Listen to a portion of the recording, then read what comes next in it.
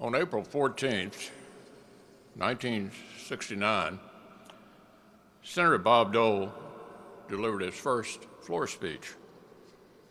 He said, quote, "The task ahead is monumental." And this was before Bob knew he'd end up leading a conference of 53 senators. Years later, after he had become leader, Bob described his Senate management challenges with his trademark wit. "If I'd known," he said, "we were going to win control of the Senate, we'd have run better candidates." I swear, Bob could have made it as a stand-up comic. But in that maiden speech, Bob was earnest. He was already championing a signature cause, helping Americans with disabilities. "The task ahead is monumental," he said, "but I'm confident that there are forces in America ready and willing to meet the challenge." Bob Dole himself was certainly proof of that. That maiden speech came 24 years to the day after he sustained his combat wounds in Italy. Bob had already risen to a monumental task. He'd taken the fight to the Nazis, and he'd nearly paid for it with his life. Through all his decades in public service, Bob Dole knew exactly where he came from.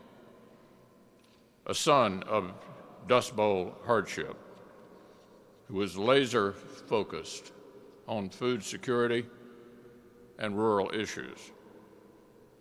A wounded warrior who spent decades carrying fellow veterans and Americans with disabilities on his shoulders. Bob was the last of the greatest generation to run for president, but he was never stuck in the past. His roots ran deep, but he was always looking to new horizons. From that first speech, through his years in leadership, through Bob's incredibly active retirement in name only, he built brighter futures for millions. Bob was blessed with long life to watch this legacy take effect. But that was no accident. Bob liked to joke that he planned for longevity by closely studying our most senior colleagues. He had a whole comedy routine about how he had tried to copy Strom Thurmond's eating habits. If Strom takes a shrimp, I take a shrimp. If he eats a banana, I eat a banana. But the real engine behind Bob's 98 remarkable years was his love. His love for Elizabeth and for Robin, for public service, for Kansas, and for America. Today, we honor the amazing life that love created.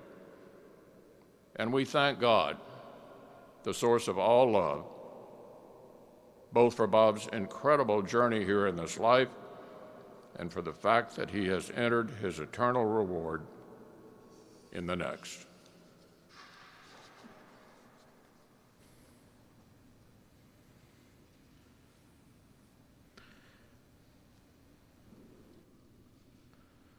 Ladies and gentlemen, the Honorable Charles E. Schumer, Majority Leader of the United States.